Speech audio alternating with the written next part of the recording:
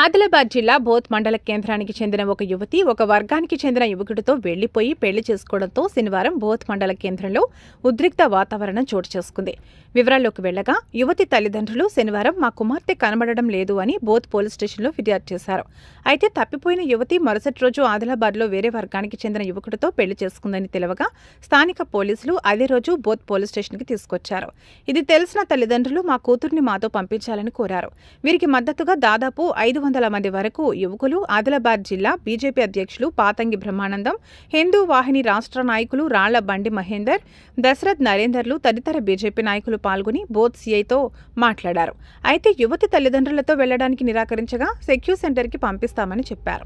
మరుసటి రోజు ఉదయం సీఐని సెక్యూ సెంటర్కి అమ్మాయిని పంపించారా అనే వివరణ అడగగా లేదు, అమ్మాయి సెక్యూ సెంటర్కి వెళ్లడానికి నిరాకరించిందని, అందుకని ఆమెను పెళ్లి చేసుకున్న యువకుడితో పంపించాలని చెప్పారు. దీంతో బీజేపీ నాయకులు, విశ్వ హిందూ పరిషత్ నాయకులు పోలీసులపై ఆగ్రహం వ్యక్తం చేశారు. యువకులు, నాయకులు పెద్ద మొత్తంలో పోలీస్ స్టేషన్కి చేరుకుని ఇదంతా పోలీసు వారు కావాలని ఆడుతున్న నాటకంలాగా కనబడుతుందని బోత్ పోలీస్ స్టేషన్ ముందు కూర్చుని పోలీసులకు వ్యతిరేకంగా నినాదాలు చేస్తూ అమ్మాయిని సెక్యూ సెంటర్కి పంపిస్తామని చెప్పి పంపకుండా మమ్మల్ని మోసం చేశారంటూ పోలీసులను నిలదీశారు.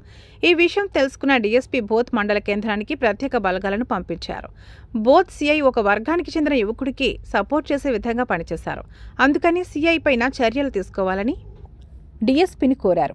డీఎస్పీ జోక్యంతో యువతని తల్లిదండ్రుల వద్దకు చేర్చారు. అయితే యువకుడికి 19 సంవత్సరాల వయసు ఉండగా ఆధార్ కార్డు మార్పిడి చేసి 21 సంవత్సరాలుగా మార్చారని, దీనిపై విచారణ చేపట్టిన బాధ్యులైన వారిపై చర్యలు తీసుకుంటామని చెప్పారు.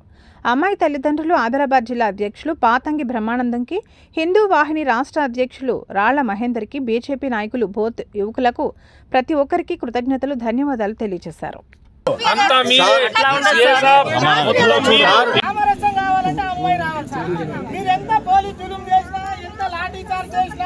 మమ్మల్ని కొట్టిన ఇది ఈడికెళ్ళి అట్లా కూర్చుంటారు, ఇచ్చోడలో కూర్చుంటారు, బైన్సలో కూర్చుంటారు.